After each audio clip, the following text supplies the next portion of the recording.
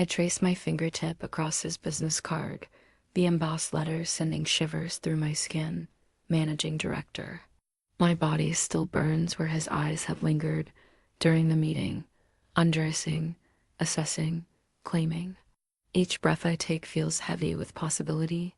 I shouldn't call him, but the hunger in his voice when he whispered, "You want power," left me aching in places I'd forgotten existed.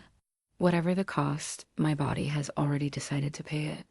I stare at my reflection in the bathroom mirror of the downtown high-rise, where I just interviewed, my cheeks flushed, pupils dilated. I barely recognize myself. 3 years climbing the corporate ladder, and never once had I felt so exposed, so seen. The way he leaned forward when I spoke about my ambitions, the slight curl of his lip when I mentioned sacrifice. I tuck his card into my bra against my skin. A decision already made, 3 days. That's how long I lasted before the card burning against my skin became unbearable. I waited until midnight, pacing my apartment, rehearsing what to say, professional, detached, interested in the position, not the man. My fingers trembled as I dialed, expecting voicemail. Elijah Blackwood. His voice, even deeper over the phone, sent liquid heat pooling between my thighs. "Mr. Blackwood, this is Sophia Reed. From Tuesday's interview." A pause, Miss Reed. The way he said my name felt like fingers trailing down my spine. I was beginning to think you lacked conviction. I swallowed hard. "I wanted to think about your offer, and have you?" A wrestling sound. Was he in bed? Yes. My voice betrayed me, coming out breathless. "And? I'm interested." And what exactly, I wasn't sure. Another pause. I heard ice clinking against glass. "Dinner, tomorrow, 8 o'clock. I'll text you the address." Not a question, a command. "Mr. Blackwood, Elijah," he interrupted. "If we're going to discuss your potential, I prefer Elijah." My mouth went dry. "Elijah, what should I wear?" His laugh was low, dangerous. "Something that makes you feel powerful, Sophia." "You'll need it." The line went dead. I sank onto my bed, heart hammering against my ribs. What was I doing? I'd applied for the director of marketing position, not whatever this was becoming. Spent the next day in a haze, unable to focus on anything but the approaching evening. I chose a black dress fitted but not tight, revealing but not obvious. 4-inch heels that made my legs look endless. Power, he'd said. I wanted to look like I had it, even if inside I was unraveling. The restaurant he'd chosen was exclusive, the kind where prices aren't on the menu and reservations are made months in advance. I arrived 5 minutes early, determined to seize any small advantage. The mater d nodded at my name. "Mr. Blackwood is waiting for you." Of course he was. He would be early to another power move. I spotted him immediately. Charcoal suit, crisp white shirt open at the collar, dark eyes that found mine the moment I entered. He didn't stand as I approached, just watched me walk, his gaze heavy on my skin. "Sophia?" My name in his mouth sounded like a secret. I slid into the seat across from him, crossing my legs slowly, deliberately. "Elijah." A smile played at the corners of his mouth. "You came." It wasn't what he said, but how he said it, like he knew I'd been fighting the inevitability of this moment since I first stepped into his boardroom. "You offered power," I said, reaching for the wine he'd already poured. "I'm curious about the cost." His eyes darkened as he watched me sip. Most people aren't brave enough to ask. "I'm not most people." "No," he agreed, leaning forward slightly. "You're not. That's why we're here." What exactly he meant by here, I didn't know. But as the candle between us flickered across his face, highlighting the sharp angles of his jaw, the intensity of his gaze, I knew one thing with absolute certainty. I was already falling. The sommelier approached with a wine list the size of a small novel. Elijah didn't even glance at it. "The Chateau Margaux, 2010, he said, eyes never leaving mine. Then to me, "Unless you prefer something else." A test. I'd worked in luxury marketing long enough to recognize the label over $1,000 a bottle. I met his gaze steadily. "I trust your judgment." My first surrender, small but deliberate. Something flickered in his eyes. Approval? Hunger? Good.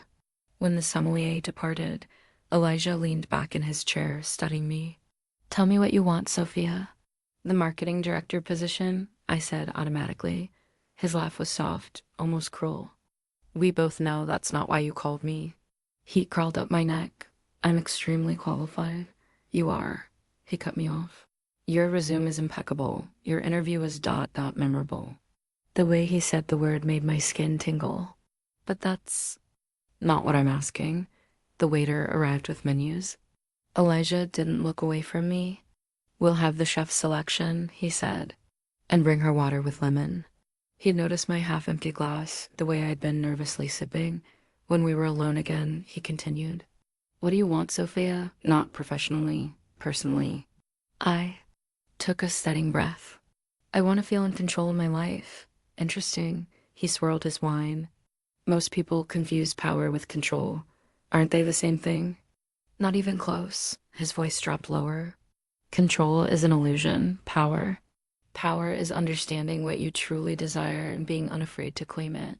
The first course arrived, something delicate with caviar. I barely tasted it. And what do you desire, Elijah? His smile was slow, deliberate. Surrender. The word hung between us, heavy with implication. I don't surrender easily, I said, though my body was already betraying me, responsive to his every move. The valuable things never come easily. He reached across the table, his fingers brushing mine as he adjusted my silverware. The brief contact sent electricity racing up my arm. But I think you've spent your life controlling everything, Sophia. Your career, your image, your desires. I couldn't deny it. My entire life had been a carefully constructed path toward success. What if, he continued, voice like velvet, true power comes from letting go, from surrendering to someone worthy of your submission, and you think you're worthy? I challenged, even as my pulse quickened. I know I am. No arrogance, just certainty. The question is whether you're brave enough to find out. Our eyes locked across the table. I should have been offended. Should have stood up and walked away. Instead, I felt something inside me unraveling, a lifetime of rigid self-control beginning to fray at the edges. This isn't about the job anymore, is it? I whispered. It never was. He reached into his jacket and placed a small white envelope beside my plate. My private address, tomorrow night at 9. If you come, it means you're willing to explore what I'm offering. If not, he shrugged. The marketing position is yours regardless. I separate business from pleasure. And what exactly are you offering? He leaned forward, close enough that I could smell his cologne sandalwood and something darker. Power, Sophia. Real power. The kind that comes from absolute surrender. His office was different after hours, quieter, more intimate. The floor-to-ceiling windows revealed a city transformed by darkness and light. I stood before his desk, still in my work clothes I'd come directly from my current job, having received his text at 5, tonight, 7, my office. Elijah entered silently, closing the door behind him. No jacket, shirt sleeves rolled up, exposing forearms corded with muscle. He moved to a sideboard, poured 2 fingers of amber liquid. Drink? He offered. I shook my head. I want to be clear-headed.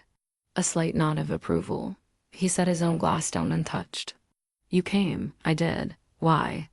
The directness of his question caught me off guard. I'm curious. About? Whatever this is. I gestured between us. He moved closer, circling me slowly. Not touching, just ... appraising. This is a negotiation, Sophia. An exchange of power. My breath caught. I don't understand. Yes, you do. He stopped behind me, close enough that I could feel his breath on my neck. You've spent your life in control. Perfect grades. Perfect career trajectory. Perfect image. I swallowed hard. What's wrong with that? Nothing. His voice dropped lower. But I see the exhaustion behind your eyes. The weight of all that. Perfection. I closed my eyes, fighting the urge to lean back against him. What are you offering exactly? Release. The word caressed my skin. The freedom that comes from surrendering control to someone else. Someone you trust. And why would I trust you? My voice was barely a whisper, He moved to face me, eyes dark and intense. Because I respect power too much to abuse it. Something inside me shifted, a door unlocking. If we do this, he continued, we need rules, boundaries, absolute honesty. I nodded, not trusting my voice. First rule, outside these private moments, nothing changes. You'll start as marketing director next week. Your performance will be judged solely on merit, okay? Second, everything between us requires explicit consent I will never assume. Relief and disappointment warred within me. And third, a safe word. He reached out, finally touching me, just his fingertips to my wrist. My pulse jumped. If things go too far, if you need to stop, you say Pine. Say it once, I stop whatever I'm doing. Say it twice, everything ends immediately. Say it 3. Times ... double quotes, his grip tightened slightly. I take you home, and we never speak of this again. Pine, I repeated, testing the word on my tongue. Good. His thumb brushed over my racing pulse. Are you afraid, Sophia? Yes, no point in lying. Of me? I considered, feeling the gentle pressure of his fingers on my wrist. No, of myself, of what I might want. Something like approval flickered in his eyes. Last question, and I need complete honesty. He stepped closer, his free hand coming up to hover near my face, not quite touching. Do you want this? Not just curiosity, not just adventure. Do you want to surrender to me? I closed my eyes, feeling the heat at his palm near my cheek. Every instinct for self-preservation screamed to run. But beneath that, deeper, was a hunger I denied my entire life. Yes, I breathed. I want this. His fingers finally made contact with my cheek, the gentlest of touches. Then we began. My first day as marketing director was a blur of introductions and meetings.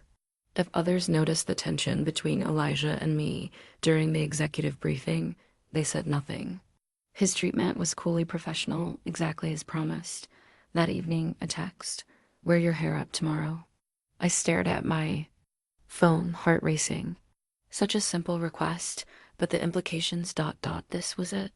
The first test.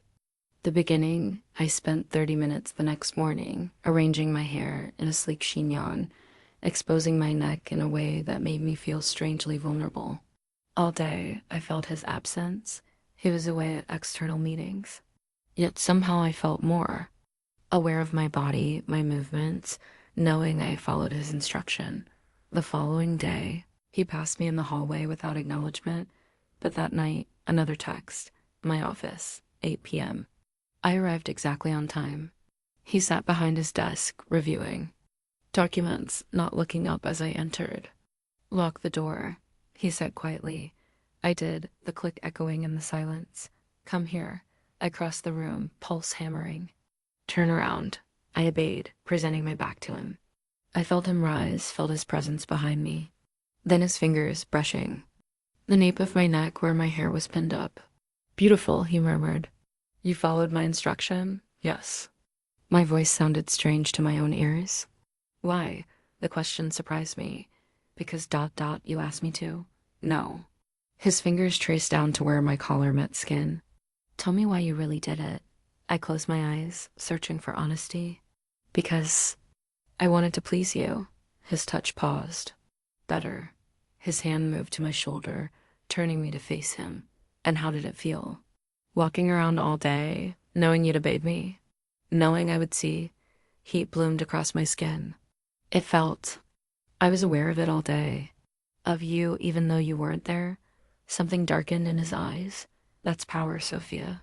Not control over others, but presence in their mind. Physical distance becomes irrelevant. His hand moved to my throat, not gripping, just resting there. I couldn't breathe, couldn't think. Tonight, I want you to kneel. Everything inside me rebelled. I'd fought too hard, climbed too high to kneel for anyone. I don't think you can say no.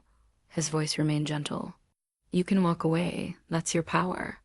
I searched his face, finding no mockery, no cruelty, just patience, understanding. What does it mean if I kneel? It means you're choosing to give me your submission. Nothing more, nothing less. My legs felt weak. For how long? A small smile. 5 minutes. I'll set a timer. Something about the precision, the clearly defined boundary, steadied me. This wasn't forever. Just 5 minutes of surrender. Slowly, I lowered myself to my knees before him, eyes downcast, hands trembling. "Look at me," he commanded softly. Raised my gaze to his.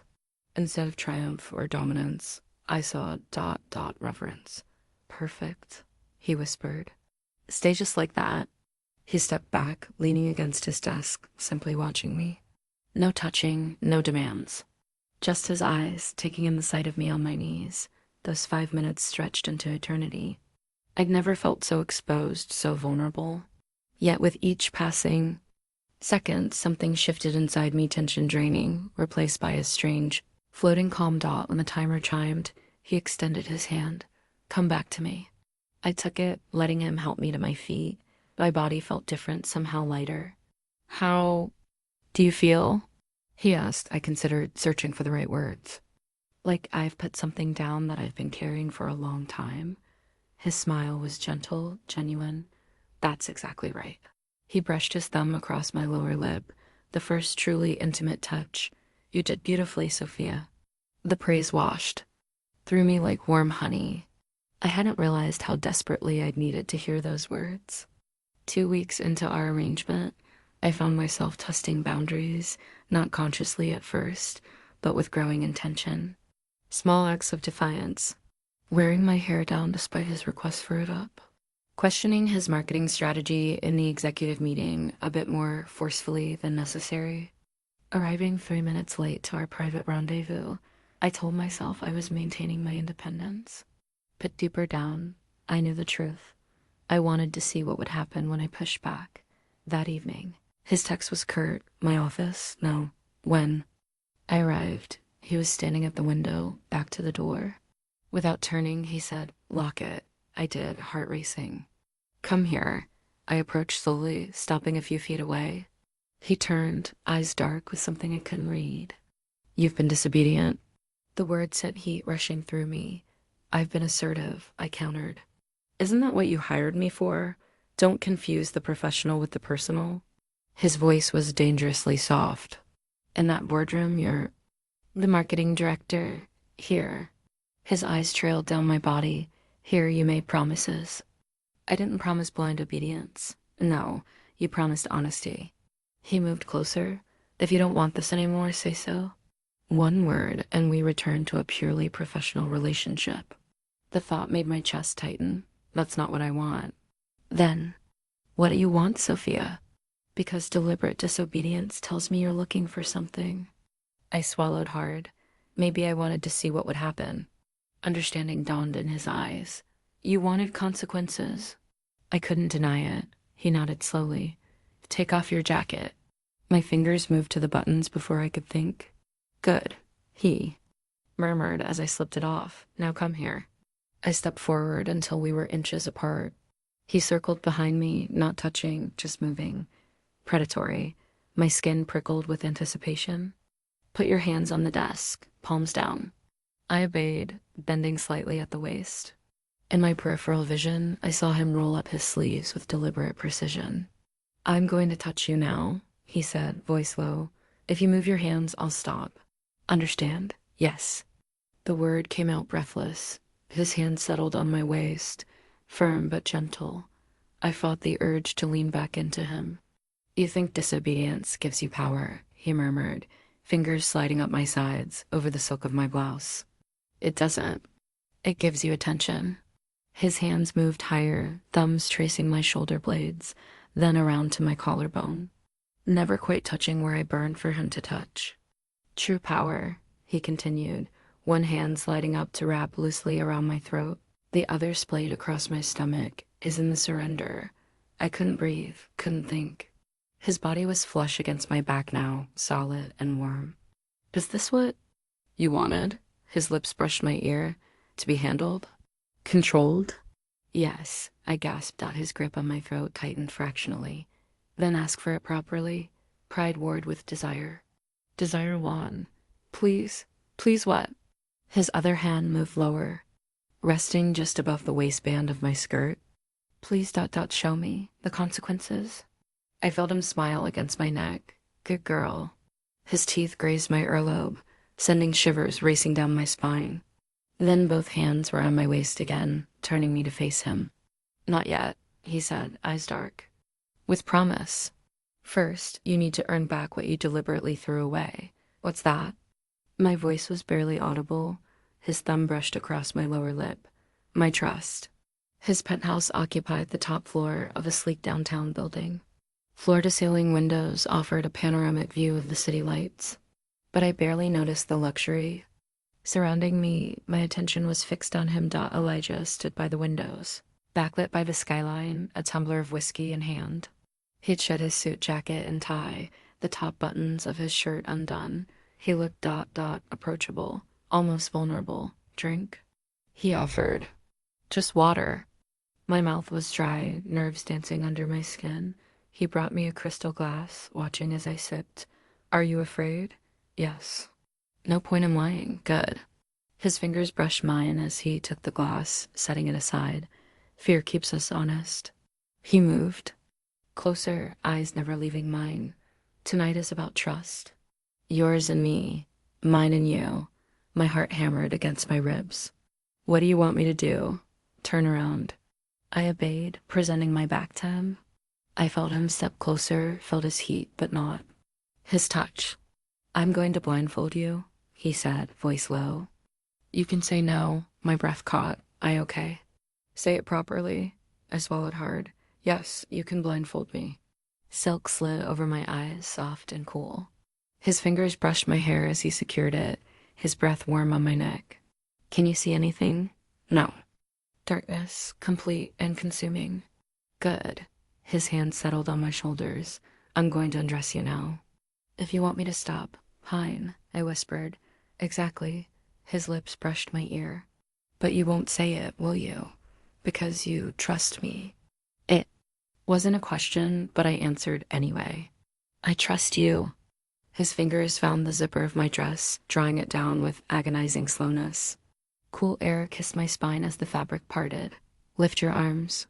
I did, feeling the dress slip up and over my head, leaving me in only my underwear. I should have felt exposed, vulnerable. Instead, I felt powerful, desirable. His sharp intake of breath told me everything. You're beautiful, he murmured, hands skimming my waist, my ribs, never quite touching where I burned for him. Turn around. I faced him, blind but acutely, aware of his presence, his gaze on my skin. I'm going to touch you now, he said, voice rough with restraint. Tell me if you want me to stop. His fingertips traced my collarbone, down between my breasts, across my stomach. Goosebumps followed in their wake. Without sight, every sensation was magnified. The heat of his palm, the slight calluses on his fingers. More, I whispered. His hand curved around my throat, not squeezing, just holding. Possessive. His other hand slid lower over the silk of my panties, finding me wet and ready. I gasped, hips bucking involuntarily. Be still, he commanded softly. Let me. I forced myself to stillness as his fingers worked against me, building a tension that bordered on unbearable. My legs trembled with the effort of standing. Elijah, I gasped. I can't. You can. His voice was iron wrapped in velvet. And you will, for me.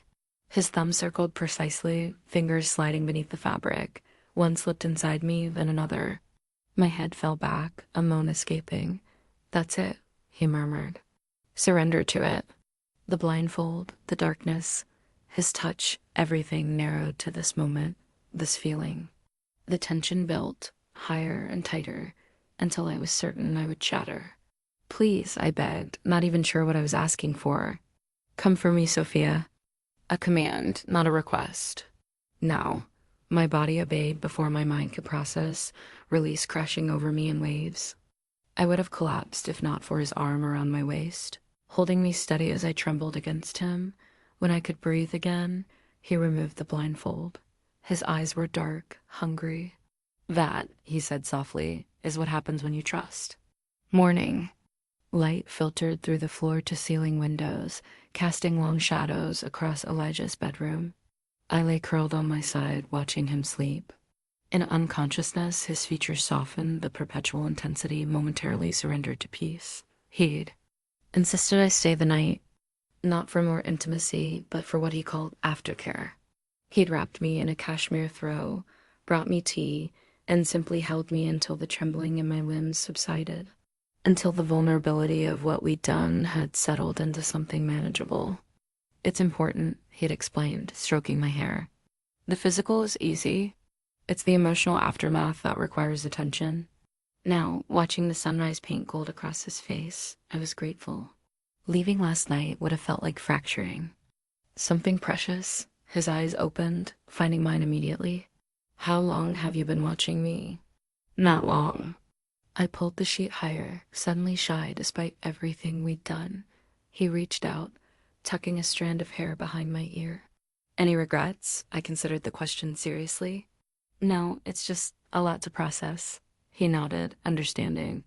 Take all the time you need. Is it always like that? I asked, unable to stop myself. With other women? Something flickered in his eyes, surprise, perhaps. There are no other women, Sophia. Not since I met you. The admission settled in my chest, warm and unexpected. This isn't casual for me, he continued, voice rough with sleep. What we're building requires exclusivity, trust, dedication. Building, I repeated, testing the word. So this is ... ongoing. If you want it to be. His fingers traced lazy patterns on my shoulder. But only if you're certain. I thought about the night before, the freedom I'd found in surrender, the release in letting someone else take control. Not forever, not completely. But in those moments, the constant weight of responsibility had lifted. I want to understand it better, I said finally. What this is, what you need from it. He studied me for a long moment. I need what you gave me last night. Trust. Surrender. His hand moved to my throat, resting lightly where he'd gripped me in passion. The gift of your submission. And what do I get? The question wasn't challenging, just honest. Freedom, he said simply. Relief from the constant burden of control. Pleasure.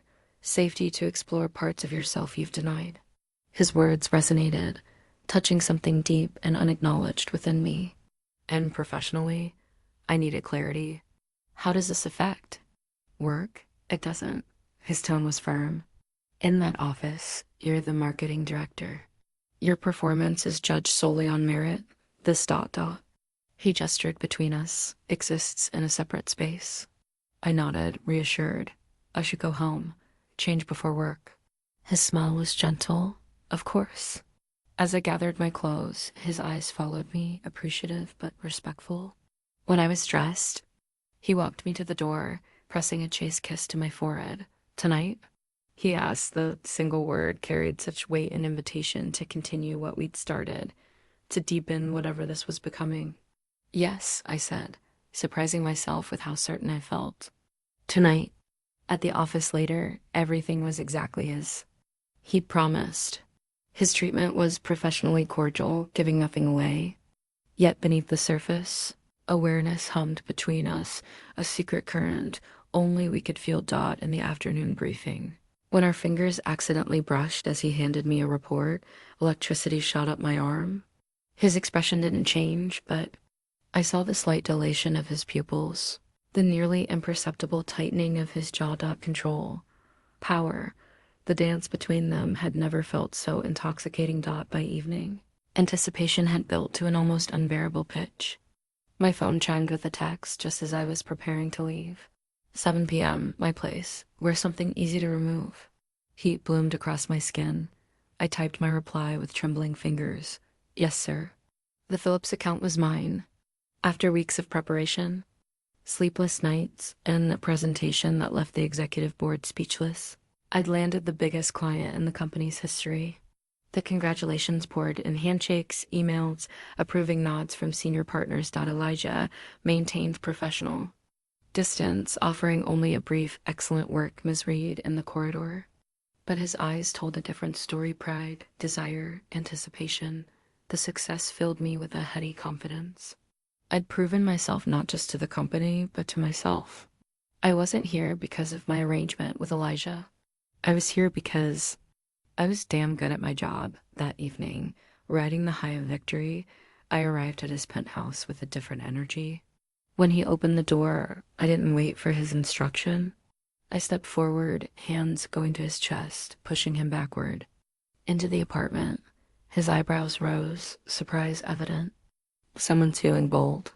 I landed Phillips, I said, kicking the door closed behind me. 8 million in annual billings. Understanding dawned in his eyes. Congratulations. That's impressive work. Yes, it is. I moved closer, fingers working. At his tie. Tonight, I want to be in charge. His expression shifted, amusement giving way to something darker. That's not how this works, Sophia. Why not? I kept my tone light, but determined. Afraid to surrender for once? His hand caught mine, stilling my movement. This isn't about fear. Prove it. I leaned in, lips brushing his ear. Let me have control, just once. For a moment, I thought he might agree. His breathing had quickened, pupils dilated with desire.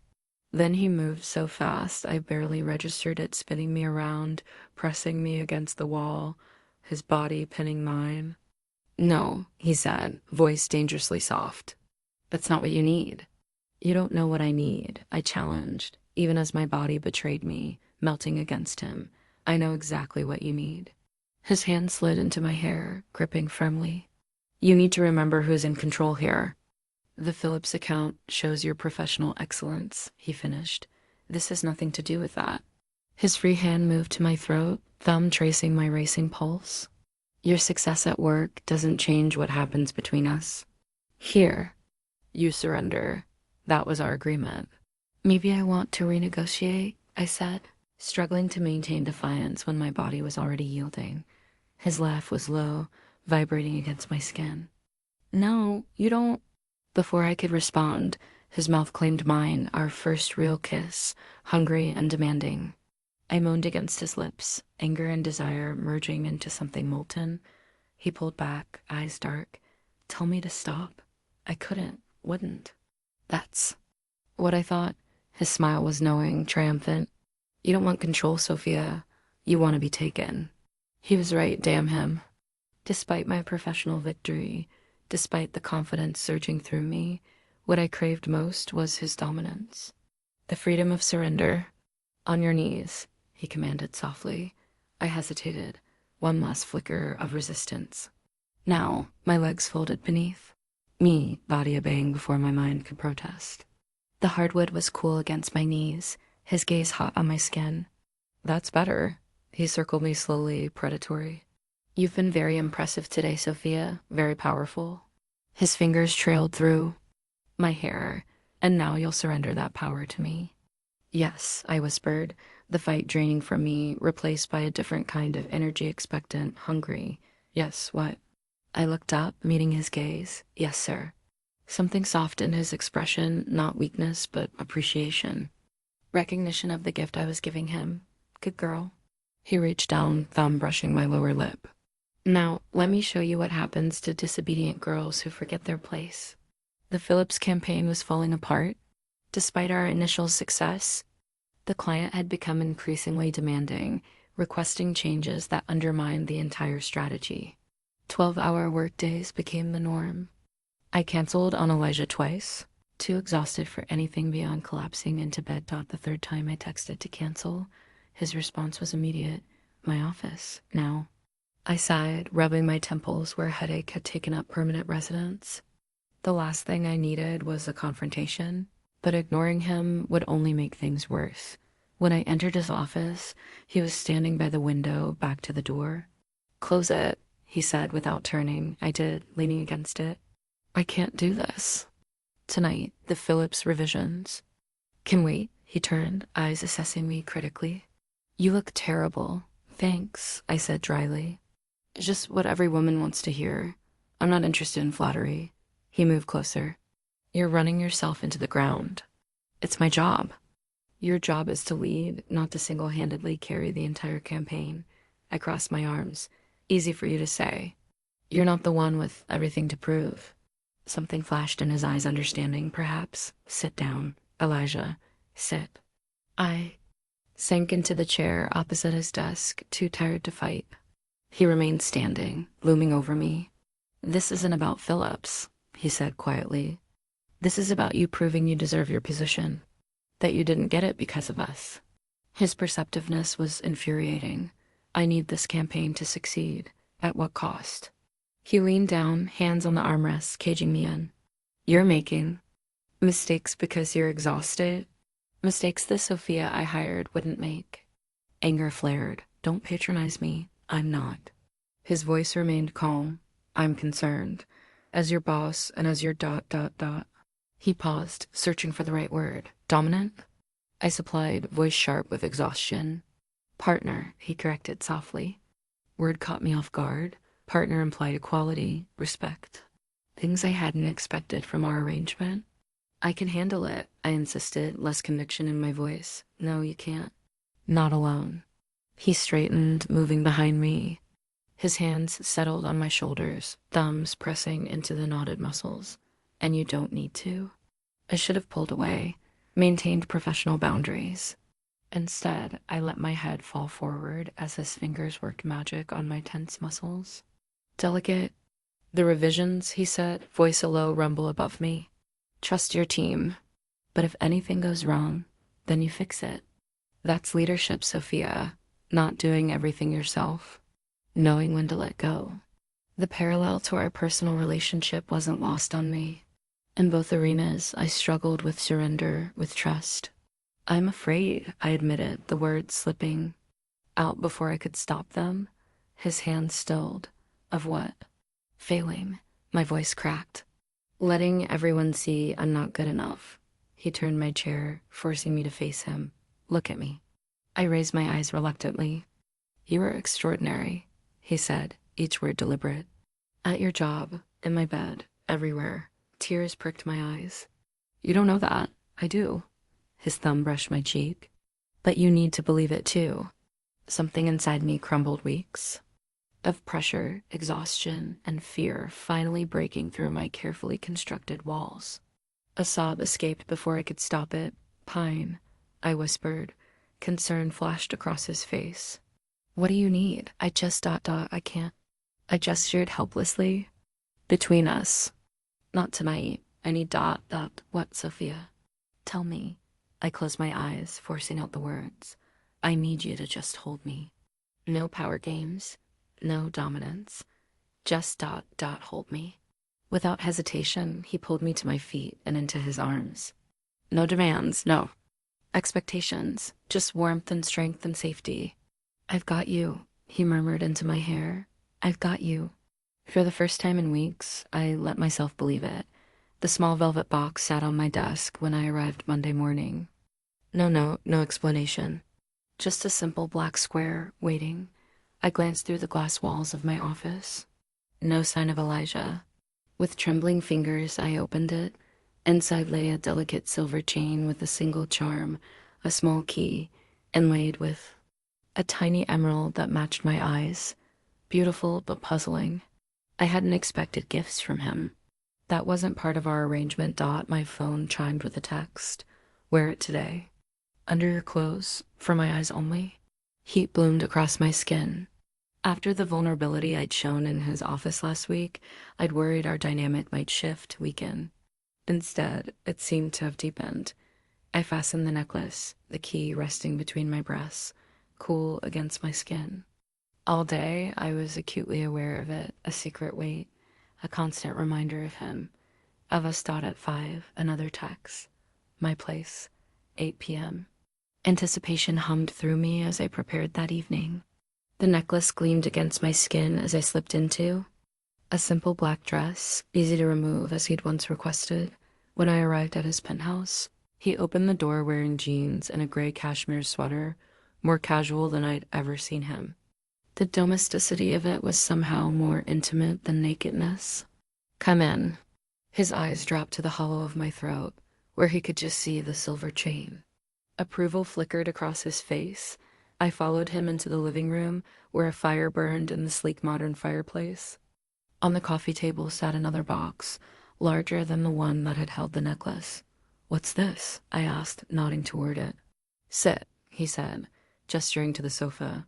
I obeyed, curiosity overriding the instinct to challenge. He sat beside me close, enough that I could feel his warmth. Last week, he began, you showed me something precious, your vulnerability. I looked away, embarrassed by the memory of my breakdown. No.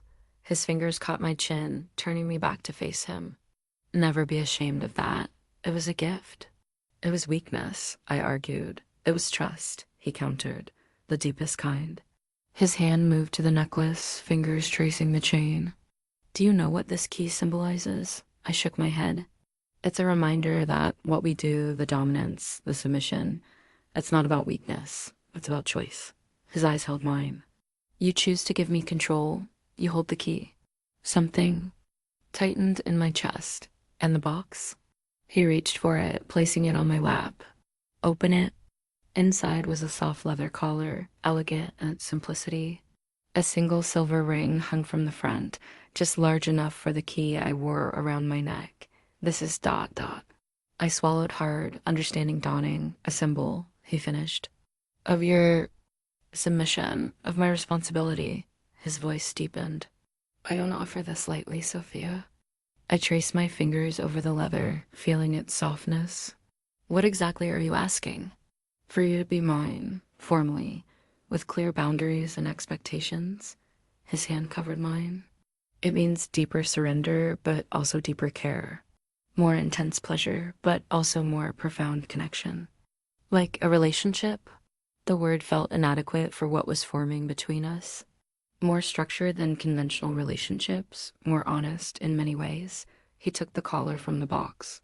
If you accept this, you accept my complete dominance. In the bedroom, my protection always, my unwavering respect.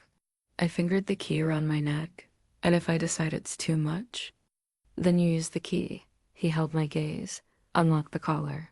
Walk away. No questions, no repercussions. The power of it, the choice, was dizzying. This wasn't the gift of the collar, but the gift of agency. The recognition that true submission required absolute freedom. Will you wear it for me, Sophia? His voice was soft, almost vulnerable.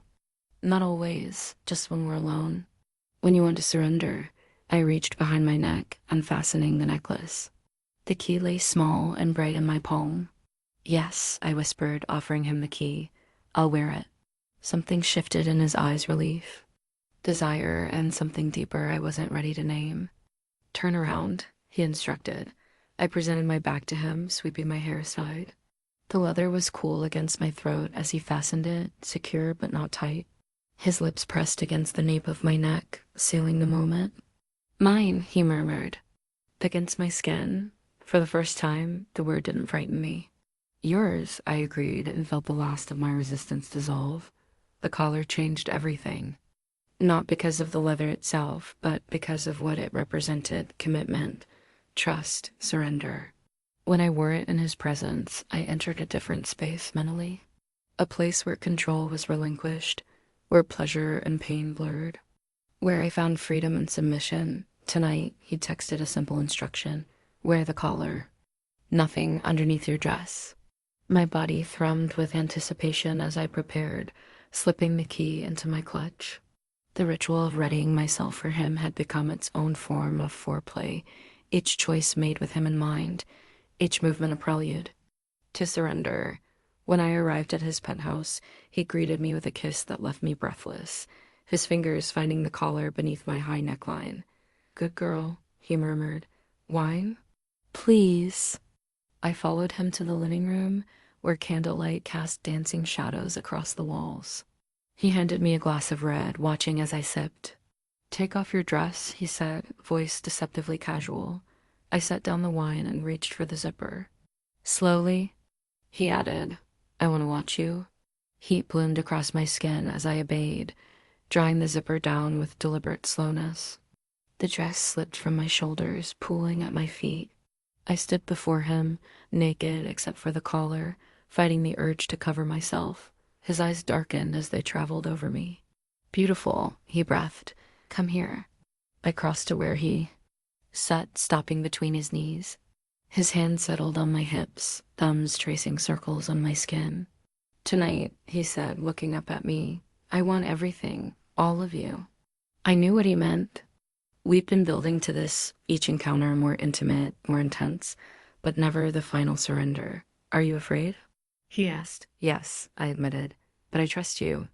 Something flickered in his eyes, pride, desire, and something deeper. On the bed. On your knees. I moved to his bedroom, assuming the position he taught me, knees spread. Back straight, head bowed, waiting, offering. He followed, unhurried. I heard the sound of a drawer opening and closing, felt the bed dip as he knelt behind me. Look at me, he commanded softly. I turned, finding his eyes in the dim light. He removed his shirt, but his pants remained. In his hand was a length of dark silk. I'm going to bind your wrists, he explained. Then I'm going to take you in ways I've been dreaming of since the first day you walked into my office. His free hand cupped my cheek. Your safe word? Hein, I whispered. Use it if you need to. No shame in that. He brushed his thumb across my lower lip. Do you consent? The formality of the question, the respect it conveyed, made my heart swell. Yes, I consent. He moved behind me again, binding my wrists with practiced efficiency, secure but not painful. His lips traced the line of my shoulder, up my neck, to the edge of the collar. Mine, he murmured against my skin. Yours, I agreed, the word no longer frightening but freeing. His hands explored me slowly, methodically, finding places that made me gasp, arch, tremble. When his fingers slipped between my thighs, I was already wet, desperate for him. Please, I breathed. Please what? His voice was rough with restraint, double quotes, please, . Take me. Make me yours. A growl rumbled in his chest as he positioned himself behind me. One hand gripped my bound wrist, the other my hip. I felt him, hard and ready at my entrance. Look at me, he commanded. I turned my head, meeting his gaze over my shoulder. I want to see your eyes when I claim you. The first thrust was careful, measured. The second deeper, more insistent. By the third, I was moaning, pushing back against him, silently begging for more. He gave it controlled power, relentless rhythm. One hand moved to the collar, fingers hooking beneath it, using it to arch my back, to control my movements. Who do you belong to? He demanded, voice strained with passion. You, I gasped. Only you. Something broke in him, then the last vestiges of restraint giving way to primal need. His pace quickened, his grip tightened. I surrendered completely, letting him take, use, possess. When release came, it shattered me, wave after wave of pleasure so intense it bordered on pain.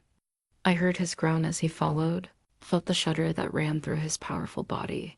Afterward, he untied my wrists, massaging feeling back into them.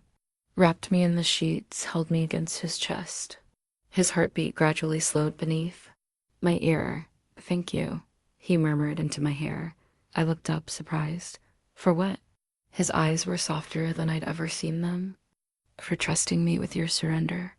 In that moment, I realized the truth in his own way. He'd surrendered too. The board meeting was scheduled for 10 a.m.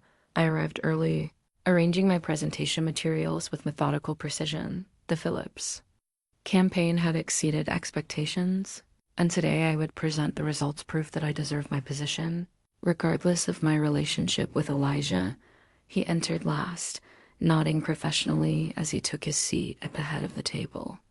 No one would have guessed that just hours earlier, I'd been on my knees before him. His fingers tingled in my hair. The presentation went flawlessly until Marcus, the finance director, raised his hand.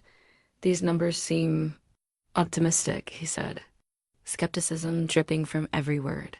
Especially considering the client complaints. I froze. What complaints? Marcus glanced at Elijah, then back to me. The ones filed yesterday? About the digital rollout? My stomach dropped. I hadn't heard about any complaints. I looked to Elijah, expecting support. His face was impassive. I'm not aware of any formal complaints, I said, fighting to keep my voice steady. Perhaps you should be more aware of your department's performance, Marcus suggested, rather than ... His eyes flicked between Elijah and me, implication clear. The room went silent. Heat crawled up my neck. That's enough, Marcus, Elijah said. Voice cold. If you have concerns about Ms. Reed's performance, address them directly without insinuations. Of course, Marcus smiled thinly. No insinuations intended. But the damage was done. Whispers, glances. The very thing I'd feared most, my accomplishments undermined by rumors of favoritism, the meeting concluded abruptly. I gathered my materials, avoiding eye contact. In the hallway, Elijah caught my arm. My office, he said quietly. I followed. Pulse racing with anger, humiliation. When the door closed behind us, I exploded.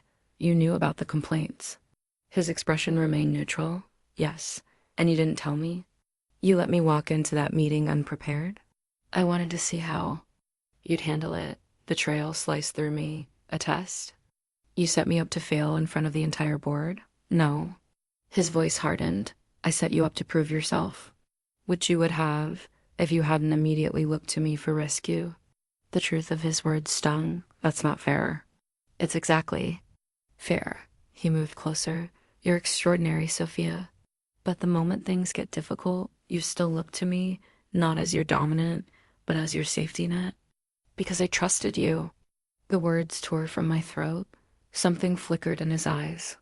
Do you, or do you just want me to make everything easier? That's not, it is. He cut me off. In the bedroom, you surrender beautifully. But professionally, you need to stand on your own. Like you stood up for me with Marcus. I spat. I addressed his inappropriate comment. I didn't fight your battle, he sighed, rubbing his temple. This is exactly what I wanted to avoid, people thinking you've succeeded because of me rather than your own merit. So you undermine me instead? Great solution. I gave you an opportunity to show your strength. I laughed bitterly. By blindsiding me, by challenging you, he reached for me. Sophia, I stepped back. No, don't touch me. Hurt flashed across. His face quickly masked. Take the rest of the day. Deal with the Phillips complaints. Prove to everyone, including yourself, that you don't need me to succeed. And tonight, I asked, voice brittle, his expression softened. Come to me. Wear the collar. Let me help you process. The duality was dizzying his professional distance alongside intimate invitation. Anger and desire warred within me. No, I said, the word falling like a stone between us. His eyes widened slightly. No, no, I repeated, stronger. I need space to think, to just be away from you. I expected argument, persuasion. Instead, he nodded slowly. As you wish. I turned to leave, hand on the doorknob, when his voice stopped me. Sophia. Something in his tone made me look back. Pine, say it. I understood immediately. He wanted me to use the safe word, to formalize my withdrawal. Pine, I whispered. Pine, pine, 3 times. The ultimate rejection? His face remained impassive, but I saw the muscle in his jaw tighten. Goodbye, Ms. Reed. The formality cut deeper than anger would have. As I walked away, I felt something precious crumbling behind me. 3 days. 3 days of silence, of carefully orchestrated avoidance in the office. 3 days of phantom sensations, his hands on my skin, his voice in my ear, the weight of the collar around my throat. I threw myself into fixing the Phillips crisis, working late into the night. The client's complaints were valid but solvable. By the second day, I'd implemented solutions that turned their frustration into appreciation. A victory that should have felt triumphant but instead tasted hollow without him to share it at night. Alone in my apartment, I took out the key, the one meant to unlock the collar I'd left behind in his penthouse. I traced its edges, remembering his words. You hold the key. The power had always been mine. To submit, to walk away. I'd chosen the latter. On the 4th morning, I arrived early, determined to speak with him before the workday began. His office was empty, his assistant informing me he was away on business until next week. The relief and disappointment were equally crushing. That evening, I found myself at his building, persuading the doorman to let me up. Mr. Blackwood gave me a key. I lied, showing the small silver one that matched nothing in his apartment. The penthouse was dark, pristine. No evidence of distress, no sign that my absence had affected him at all. I moved through the rooms like a ghost, touching surfaces still infused with memories. The sofa where he'd first blindfolded me, the counter where he'd bent me over, his hand in my hair dot in his bedroom. I found the collar placed carefully in its box on the nightstand, not thrown aside or hidden away, waiting. I sank onto his bed, inhaling his scent from the pillows. What was I doing here? What did I hope to find? My phone chimed with a text from an unknown number. Security alerted me someone is in my apartment. Should I call the police, or is there something you need, Ms. Reed? My cheeks burned. Of course he had cameras, security protocols. I typed back, I needed to see if you were okay. The response came immediately. I'm not the one who walked away. Simple, direct, painful.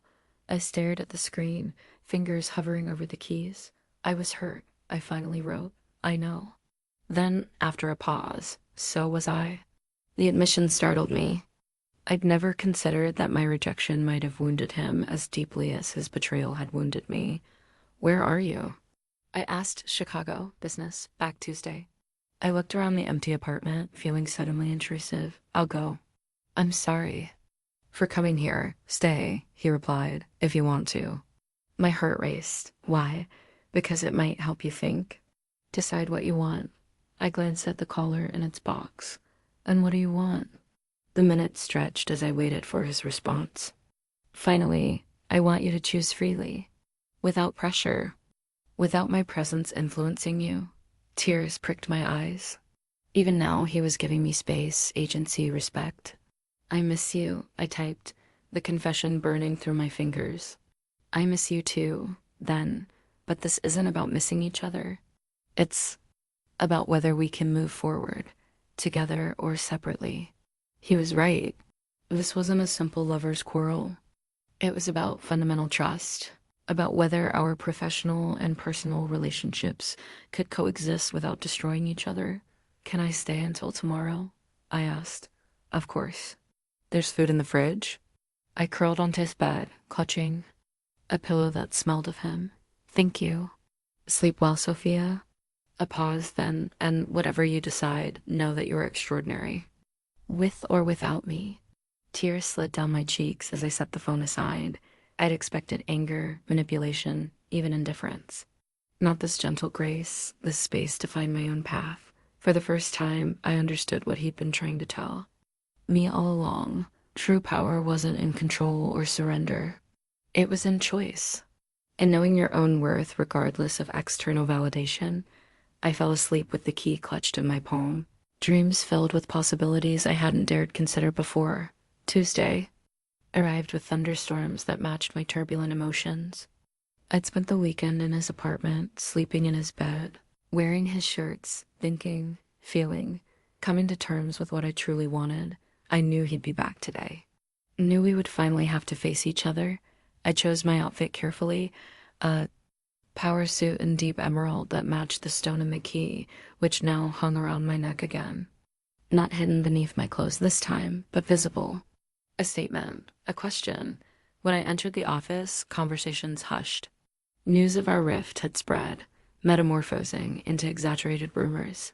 I ignored the stares, walking with deliberate confidence to my office dot at 11. His assistant called. Mr. Blackwood would like to see you. My heart stuttered. When? Now, if possible. I took a stunning breath, checked my reflection, and made the walk to his office with measured steps. His door was open. He stood by the window, back to the entrance, a mirror of our confrontation days ago. Close it, he said without turning. I did, the soft click echoing in the silence. The Phillips crisis has been resolved, I said, keeping my voice professional. They've agreed to continue with the campaign. I know. He turned, eyes finding mine. You did excellent work. He looked tired, shadows beneath his eyes suggesting sleepless nights that matched my own. My resolve wavered. I wanted to go to him, to feel his arms around me. Instead, I remained by the door. Thank you for letting me stay at your place. He nodded, gaze dropping to the key at my throat. Something flickered in his eyes, hope, perhaps. Why did you do it? I asked the question that had haunted me for days. Why didn't you warn me about the complaints? He sighed, running a hand through his hair. Because I needed to know. Know what? If you could stand on your own, if your confidence came from within, or double quotes, he hesitated. From me, you could have just asked. Would you have known the answer? His eyes held mine. Or would you have said what you thought I wanted to hear? The truth of his words stung. You still should have told me yes. No excuses, no justifications. I should have. The simple admission disarmed me. I moved further into the room, perching on the edge of a chair. I was afraid, I confessed, that everyone would think I was sleeping my way to the top, and now I straightened, meeting his gaze. Now I know my work speaks for itself. I don't need your protection or your influence. I've earned my place here. Something like pride flashed across his face. Yes, you have, but I fingered the key at my throat. That doesn't mean I don't want you, us, what we had. He moved closer, stopping just short of touching me. What exactly do you want, Sophia? I want ... I searched for the right words. I want what we had, but with more honesty, more equality. I looked up at him. I want to surrender in the bedroom, but stand as your equal in the boardroom. You always were my equal, he said softly. I never saw you as anything less. Then, treat me that way, I challenged. No more tests, no more withholding information. Partners in every sense. Partners, he repeated, testing the word. Even with the power exchange, especially with it. I stood, closing the distance between us. True submission requires complete trust. I can only give you that if I know you respect me fully. In every context. His eyes darkened as he reached out, fingers brushing the key at my throat. And this? Does this mean you're willing to try again? I covered his hand with mine. It means I'm willing to negotiate new terms.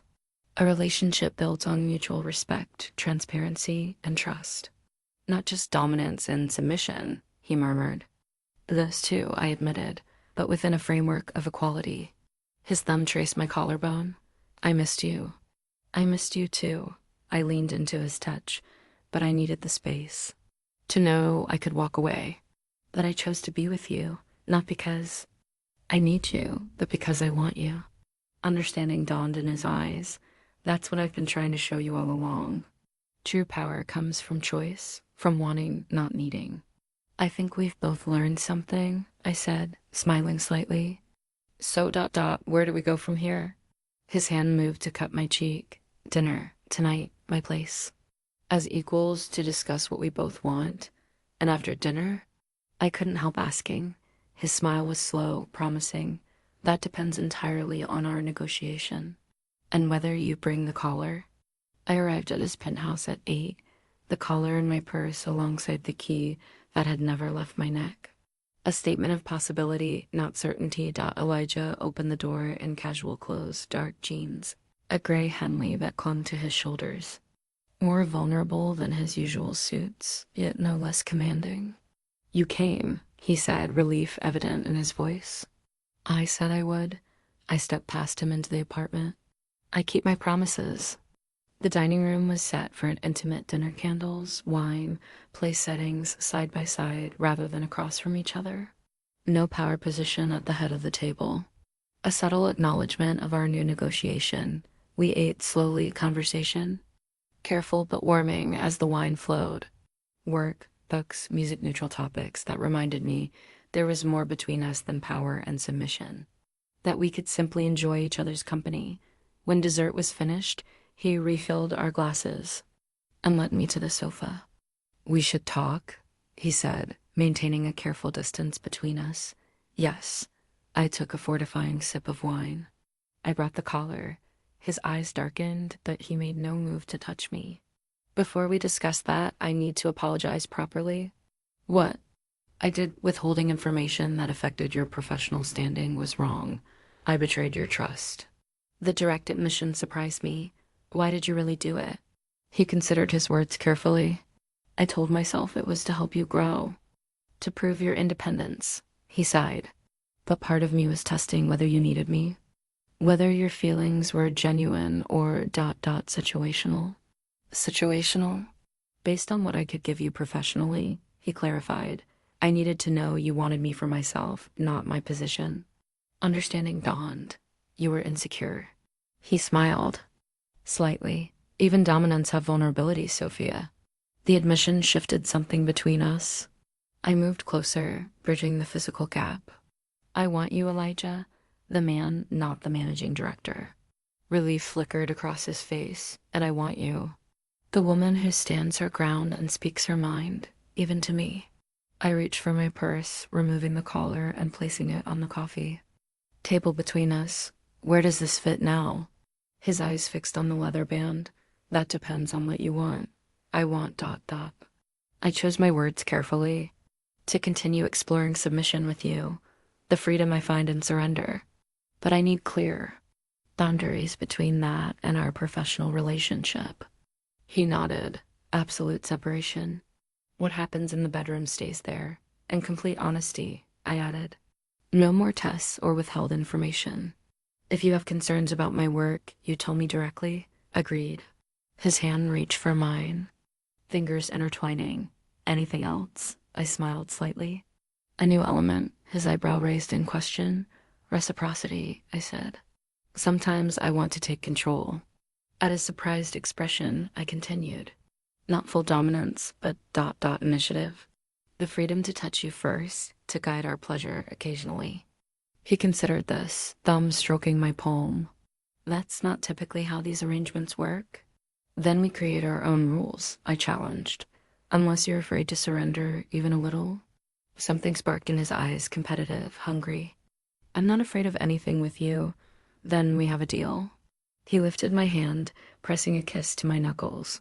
We do. I reached for the collar, offering it to him. Would you like to seal our new arrangement? His eyes darkened as he took it, fingers brushing mine. Turn around. I presented my back to him, sweeping my hair aside. The leather settled against my throat, familiar yet new in context. His lips pressed against the nape of my neck once it was secured. Mine, he murmured against my skin. But on new terms. I turned to face him, taking his face between my hands in assertiveness I wouldn't have dared before. Yours, I agreed, and you're mine. Surprise and heat flashed in his eyes at my claim. Then his mouth was on mine, hungry and demanding. I matched his intensity, fingers tangling in his hair, pulling him closer. When we broke apart, breathing hard, he rested his forehead against mine. Show me, he whispered. Show me what you want. I stood, offering my hand. Bedroom, now. The flash of surprise and arousal in his eyes as he followed my command was intoxicating. Perhaps the most erotic power exchange of all. 3 months later, we stood together in the conference room, watching the executive board file in for the quarterly review. My department's performance had been exceptional, the Phillips campaign winning industry recognition. Today was my victory lap. Elijah caught my eye across the room, a private smile passing between us. We'd settled into our new dynamic equals. At work, dominant and submissive in private, but with fluid boundaries that allowed for shifting power. A relationship built on respect and trust rather than rigid roles. The rumors had faded as my professional accomplishments spoke for themselves. Even Marcus had grudgingly acknowledged my department's success. Ready? Elijah asked as the last board member took their seat. I nodded, stepping forward to begin my presentation. Confidence flowed through me as I highlighted our achievements, fielded questions, and outlined future strategies. Throughout, Elijah watched with undisguised pride, occasionally adding his perspective but never overshadowing my moment. When the board voted unanimously to increase my department's budget, congratulations flowed. I accepted them graciously, aware of how far I'd come not just professionally, but personally. As the room emptied, Elijah approached. Dinner tonight to celebrate? Absolutely. His eyes dropped briefly to where the key rested beneath my blouse. Where the collar, heat bloomed across my skin. Yes, but tonight I'm in charge. His pupils dilated slightly. Are you now? I am. I stepped closer, voice dropping. I have plans for you, Mr. Blackwood. The muscle in his jaw tightened. I look forward to it, Ms. Reed. We'd discovered something unexpected in our renegotiated boundaries. His occasional surrender to me heightened his dominance afterward. The vulnerability he showed in letting me take control made his strength more potent, more earned. That evening, I arrived at his penthouse wearing a dress that made. His eyes darkened the moment he opened the door. The collar was already around my throat, the key prominently displayed above the neckline. "You're wearing it already," he observed, voice rough. I wanted to. I stepped past him, my confidence bolstered by the hunger in his gaze. "Pour me wine, then undress for me." He raised an eyebrow at the command that moved to obey. The sight of him following my instructions sent a thrill through me, not the thrill of dominance, but of trust. This powerful man was allowing me control because he valued me, respected me. He handed me the wine, then began unbuttoning his shirt. I sat on the sofa, watching appreciatively as he revealed his body. When he stood before me in only his boxer briefs, I gestured him closer. "Kneel." Surprise flickered across his face, followed by hesitation. Then slowly, he lowered himself to his knees before me. The position should have diminished him. Instead, it highlighted his strength, the control required to submit. I leaned forward, fingers tracing his jaw. "Do you know why I wanted this?" He shook his head slightly. "Because I needed to see if you trusted me as much as I trust you." My thumb brushed his lower lip. "If you could surrender, even briefly." Understanding dawned in his eyes. And now I know you can." I set aside my wine, slipping from the sofa to kneel facing him, our positions now equal. "Which makes me even more certain about us." His hands came up to frame my face. "What exactly are we, Sophia?" The question hung between us, intimate, important. We'd never labeled our relationship, never defined it beyond our power dynamic. "Partners," I said softly. "Equals who choose to exchange power because it fulfills us both. Lovers who respect each other enough to be vulnerable." Something shifted. In his expression, relief, perhaps. Or recognition. "And more," he murmured, leaning closer. "Much more." His kiss was gentle, reverent. When he pulled back, his eyes held an emotion I'd glimpsed before, but never so clearly. "I love you," he said simply, "not because you submit to me, not because you challenge me, but because you do both exactly as you are." The words washed through me, settling into places I hadn't known were empty. "I love you too," I whispered against his lips. "Both versions of you, all versions."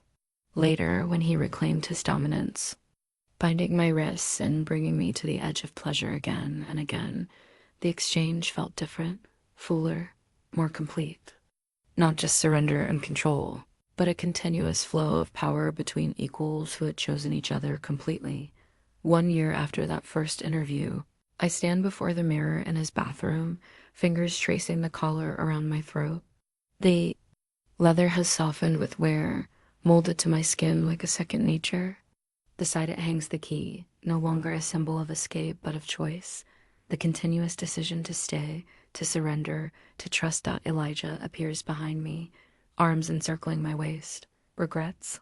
he asks, eyes meeting mine in the reflection. I lean back against his chest, considering the question seriously. "No," I answer truthfully. "Not one." His lips brush my temple. "Even after I made you stand on your own? Especially because of that?"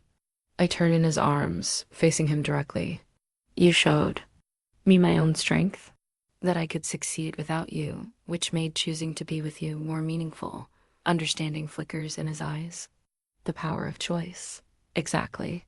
My fingers trace the buttons of his shirt. "When I wear this collar now, it's not from weakness or need. It's because I want the freedom that comes with surrendering to someone I trust completely." His hand rises to cup my cheek. "And when you take it off?" "I'm still yours," I assure him, just in a different way. We found our balance over the months. The collar comes on and off, but our connection remains constant. Sometimes I wear it for days, reveling in deep submission. Other times it stays in its box while we explore equality, partnership, mutual surrender. Tonight, we're celebrating my promotion to executive director, a position earned through merit alone. Even Marcus had grudgingly supported my advancement. "We should go," I murmur, reluctant to leave the intimate bubble of his bathroom. "Reservations at 8. He nods, but makes no move to release me. "First, I have something for you." From his pocket, he produces a small black box. Not velvet this time, but leather. Matching my collar. My heart stutters. Elijah. It's not what you think, he says, opening it to reveal a second key identical to the one I wear, but inlaid with sapphire instead of emerald. This is mine. I don't understand. His eyes hold mine, serious and intent. You wear your key as a reminder that you hold the power to end your submission anytime. I want to wear this as a reminder of my responsibility to never abuse the gift of your surrender, to always honor your trust. The symbolism steals my breath. You'd wear it publicly? He removes the key from its box. Not as a sign of submission, but of commitment. Equal investment in what we've built. I take the key from him, fingers trembling slightly. Turn around. He raises an eyebrow but obeys, presenting his back to me.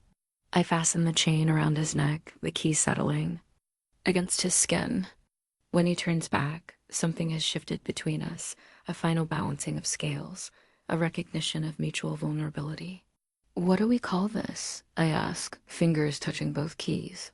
This thing between us that's more than dominance and submission, more than a conventional relationship.